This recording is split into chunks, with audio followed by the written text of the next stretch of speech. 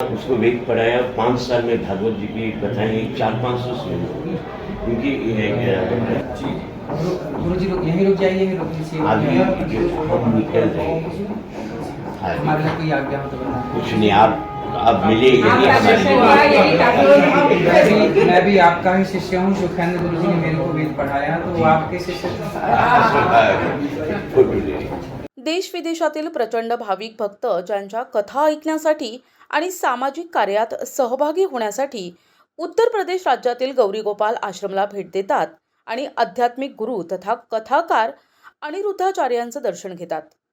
धाराशिव जिल्ह्यातील वेदमूर्ती अशोक देवा मुळजकर यांनी या आश्रमाला भेट देताच अनिरुद्धाचार्यांनी त्यांचा सपत्नीक सत्कार करून चरणस्पर्श करत आशीर्वाद घेतले. अनिरुद्धाचार्य या नावानं देशातच नव्हे तर पूर्ण जगभरात ज्यांना ओळखलं जातं असे हे भारतीय आध्यात्मिक गुरु तथा कथाकार उत्तर प्रदेश राज्यातील वृंदावनमधील गौरी गोपाल आश्रमाचे संस्थापक आहेत.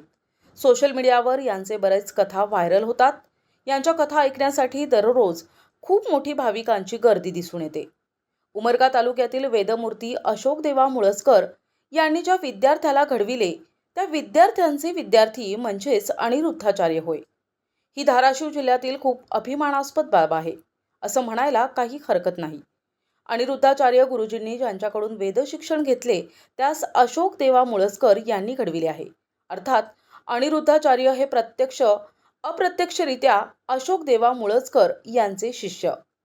महाराष्ट्र राज्यातून आपले गुरुजी भेटायला आल्यानं आपल्या गुरूंचं दर्शन होताच प्रसन्न झालेले अनिरुद्धाचार्य यांनी अशोक देवा मुळजकर यांचे सपत्नीक सत्कार करून चरण स्पर्श केला आणि आशीर्वाद घेतले. प्रतिनिधी सचिन बिद्री, NTV न्यूज मराठी, उमरगा, धाराशिव.